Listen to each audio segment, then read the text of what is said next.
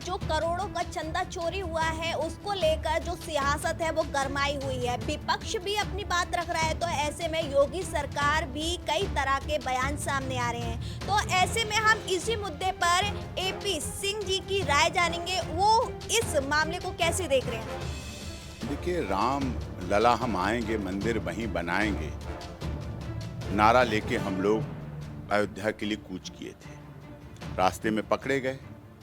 मैं स्वयं 14 दिन जेल रहा, उसमें पढ़ रहा था। उसके बाद मानी सर्वोच्च न्यायालय में वकील हो गया, वकालत की, राम मंदिर केस में वकालत की। अयोध्या में भव्य मंदिर निर्माण हुआ, मोदी जी ने शिलान्यास किया, ध्वजारोहण किया, सब कुछ ठीक चल रहा था, बहुत अच्छा था। लेकिन जो आस्था, श्रद्धा, भक्ति के द्वारा चढ़ाए गए दान,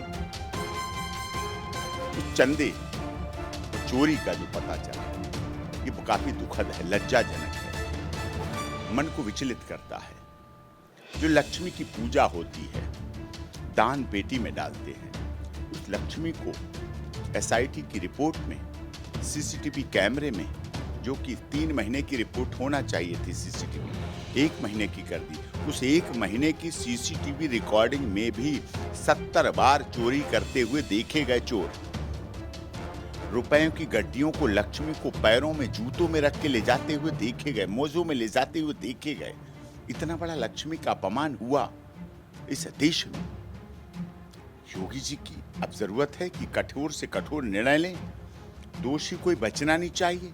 ये जनभावनाओं का केंद्र है, राम मंदिर आस्था का केंद्र है। चाहे हम लोग हर साल दशहरा मनाते हैं, चाहे हम रामनवमी मनाते हैं, चाहे वो कोई रूप में मनाते हैं, लेकिन राम हमारे आराध्य हैं। और आज राम भगवान, लक्ष्मण, भरत, शत्रुघ्न को भी, अपने हनुमान जी को इतनी ताकत दे देनी चाहिए कि वो ऐसे चोरों पर गदा चलाएं अपना।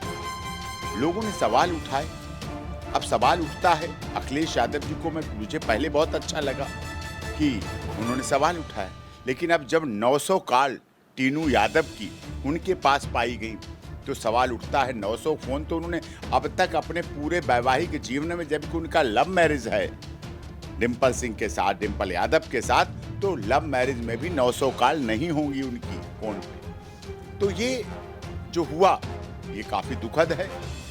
अब उसमें पक्ष के लोग, विपक्ष के लोग शामिल हैं। जो भी हो, मेरा कहना है, जो भी हो, मैं 14 दिन जेल गया, मेरी माँ ने 14 दिन भोजन नहीं किया, व्रत पर रही। किस लिए? ये राम के काज गए। राम काज करबे को आतुर, प्रभु चरित्र सुनबे क्यों रसिया, राम लखन सीता मन बसिया। ये हमारी भावना में बसते हैं राम। और राम के लिए हर घर से चंदा गया, घर घर से ईंट गई। किसी ने 1 करोड़ दिया, किसी ने सोने की ईंट दी, किसी ने चांदी की ईंट दी, किसी ने हीरे जवाहरात, कोई गुप्त दान देता है। हमारे परिवार की बच्चियां जो अब एडवोकेट हैं, वो अपनी गुल्लक तोड़ के लेके गई। अब नीलम सिंह चौहान एडवोकेट है, गुल्लक तोड़ के लेके गई और पूरी गुल्लक टूटी हुई थैले में भर के लेके गई और दान पात्र में डालती चली गई। और उसे खुशी थी, अपार खुशी थी कि मैंने जोड़ा हुआ 1-1 पैसा, 10-10 रुपए, 20 रुपए, 50 रुपए, 100 रुपए अपने जन्मदिन पर दिए हुए लोगों के तोहफे को मैंने प्रभु श्री राम के चरणों में चढ़ा दिया, अयोध्या में चढ़ा दिया, राम में चढ़ा दिया, अयोध्या के मंदिर में चढ़ा दिया। प्रभु श्री राम के लिए मैंने अपनी मेहनत की चीज दे दी। इससे बड़ी गर्व की बात क्या हो सकती है? ये लोगों ने किया काम। राम के जीवन को, चरित्र को अपने जीवन में अपनाया। महिलाएं सीता बनना चाहती हैं, पुरुष राम बनना चाहते हैं, सेवक हनुमान जैसा बनना चाहते हैं। केकई कोई नहीं बनना चाहती, सूपनखा कोई नहीं बनना चाहती, किसी को नहीं बनना चाहिए सूपनखा और केकई। तो ये भावना, ये भाव, ये देखा गया है, ये पाया गया है। इसीलिए इस देश के सभी लोगों की चाहत है कि चंदा चोरी के मामले में न्याय हो, दोषी कोई बचना नहीं चाहिए, कोई निर्दोष दंडित नहीं होना चाहिए। 8 लोग पकड़े गए हैं, 80 लाख की बरामदगी हो चुकी है, सीसीटीवी फुटेज में चोरी की घटनाएं सामने आई हैं और अयोध्या बार एसोसिएशन ने तो इतनी बड़ी घोषणा की है कि वहां चंदा चोरों की कोई वकालत नहीं करेगा, कोई वकील वहां वकालत नहीं करेगा, उनके लिए केस कोई नहीं लड़ेगा। और कोई अगर बाहर से वकील आएगा तो उस पर 10 लाख का जुर्माना लगाएंगे। ये भावना बताती है कि हम लोग अपने धर्म के प्रति कितने निष्ठावान हैं, कितने दयावान हैं, कितने समरसता है, कितनी सहृदयता है हमें। और सनातन धर्म हमें यही दिखाता है, यही सिखाता है। इसीलिए सनातन धर्म के किसी मंदिर में आप चले जाइए, दिव्य प्रयागराज, दिव्य कुंभ में चले जाइए, किसी गंगा यमुना सरस्वती में चले जाइए, हरिद्वार से लेकर ऋषिकेश से लेकर गंगा सागर तक चले जाइए, कहीं कोई जातिगत भावना नहीं है।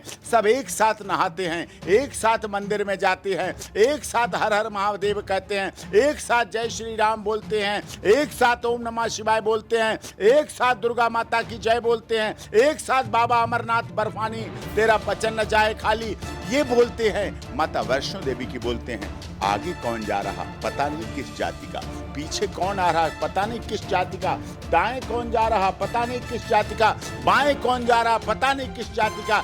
ये हमारी सभ्यता रही है, ये हमारी संस्कृति रही है।